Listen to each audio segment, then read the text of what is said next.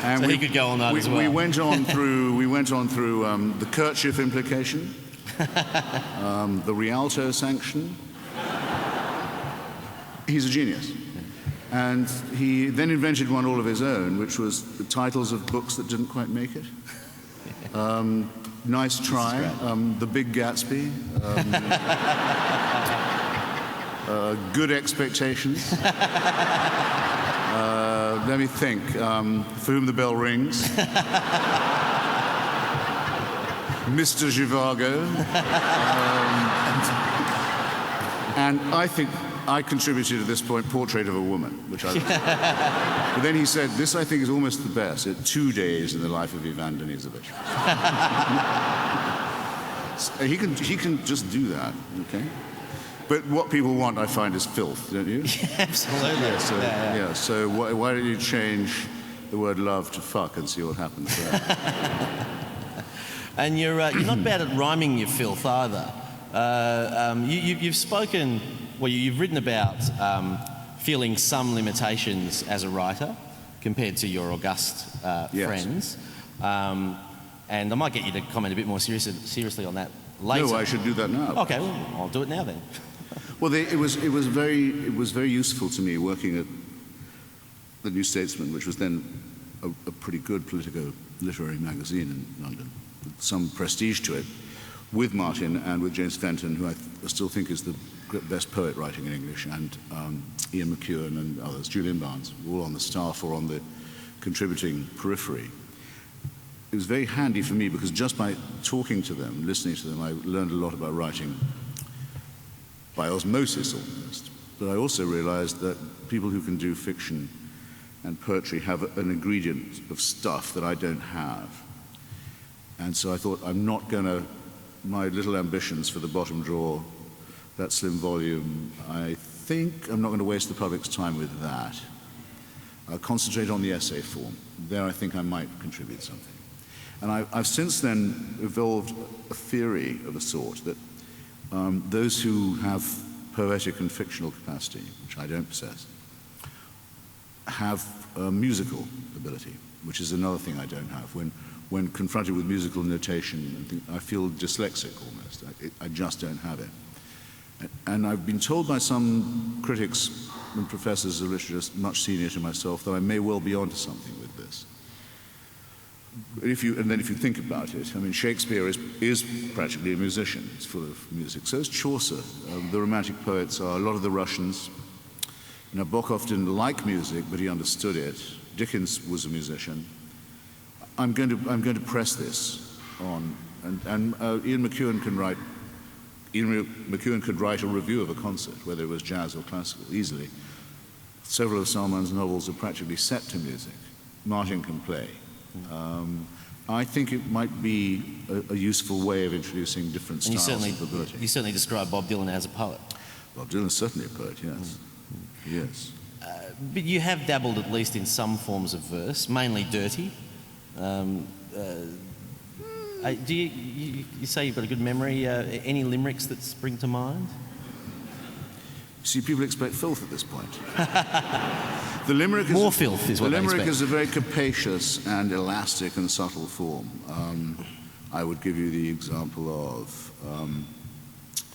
the young engine driver named Hunt, who was given an engine to shunt, saw a runaway truck, by yelling out, "Duck," saved the life of the fellow in front. You see, I know what you wanted there.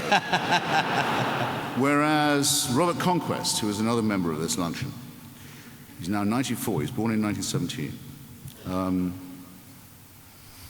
a great historian, principally of the Russian Revolution, but of Stalinism, and the master with Philip Larkin and Kingsley Amis of the limerick. And everyone here knows the speech from As You Like It, The Seven Ages of Man, Jacques' address on all the world's a stage and all the men and women merely peers. They have their exits and their entrances, and each man in his time plays many parts, these being 7 ages, right? You've got it in your head? See, at the Opera House, you were doing Monty Python, so we're really stepping up. I can do the Philosopher's Song too, if you want. Yeah. But, so here's the 7 Ages of Man as done by Robert Conquest. 7 ages. First puking and mewling, then very pissed off with your schooling, then fucks and then fights, then judging chaps' rights, then sitting in slippers, then drooling. Shakespeare was so damn verbose. Jacques' delivery is 28 lines, and this is 5 short ones. And Conquest also did the history of the Russian Revolution in a limerick. I don't suppose you can recall it, can you? There once was a fellow named Lenin who did 2 or 3 million men in. That's a lot to have done in, but where he did 1 in, that old bastard Stalin did 10 in. And then Calvin's theory of predestination can be done in a limerick too. And do you recall it? There once was a man who said, "Damn, it is born in upon me I am, a creature that moves in predestinate grooves. I'm not even a bus, I'm a tram."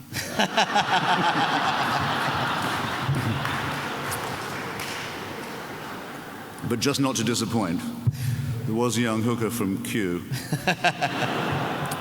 who filled up her pussy with glue and said, with a grin, "Since they'll pay to get in, they can pay to get out of it too." You see, that's what they wanted. Such a dead giveaway. Wasted the Shakespeare on them. Totally wasted.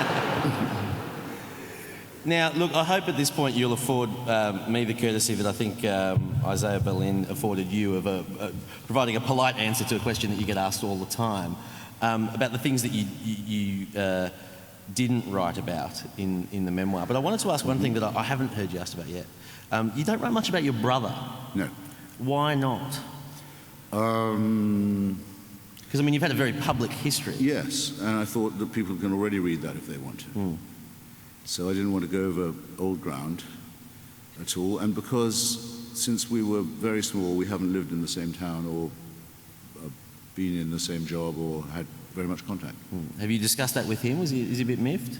No, he's not miffed at all. I mean, I don't think he would particularly want to be in my book. I'm in his new book, which is actually a very interesting book just published called The Rage Against God, which is his defense of the Anglican religion against people like myself. And it has a long and actually rather beautiful, nostalgic account of a lost Christian England in the 50s when we were small. The cathedral close, the security and deference of Britain, something that he wishes could come back. And I don't miss particularly in that way at all. And I feature in that a bit. We've talked about some of your great friendships. Obviously, in the changes of your political positions over the years, you've probably lost a few friends as well. Are there any that hurt to have lost? Well, I should say first, I also made some very nice friends. Sure. Paul Wolfowitz? For example. Many handsome and beautiful and brave Iraqis and Kurds who I wouldn't have met if I hadn't been on their side in getting rid of the private ownership of their country by a psychopathic crime family. I prefer the new ones to the ones I lost in that respect. Thank you, by the way. It's quite rare and very restrained. There's something of an expectation that there might be other people joining. No, I don't think so. But it's nice to know there are some people who get that point. And I mean, look, Martin wrote a book about communism, which I thought was very bad and said was bad, and which misrepresented my opinions, I think unintentionally, but to me annoyingly. But I would never make a political disagreement a cause of a quarrel with a friend. I mean, I think it's silly to do that. But there's a tendency on the left, and I bet there are people here who know what I'm talking about, to think that if someone in any way disagrees with the left, it must be for the lowest possible reason. And that if you found the lowest possible motive, you found the right one. There's this whole culture of no one would leave us or quarrel with us if they weren't a sellout. It's actually a very sick mentality and very widespread. And people who think like that or feel like that can dump me if they want. But that's almost as much as to say that they weren't much of a friend. Anyway, I'll pull myself together and go out and find someone nice to be friends. So who do you rate highest? Or someone more principled, perhaps, or more courageous. Okay, well, who do you rate highest of your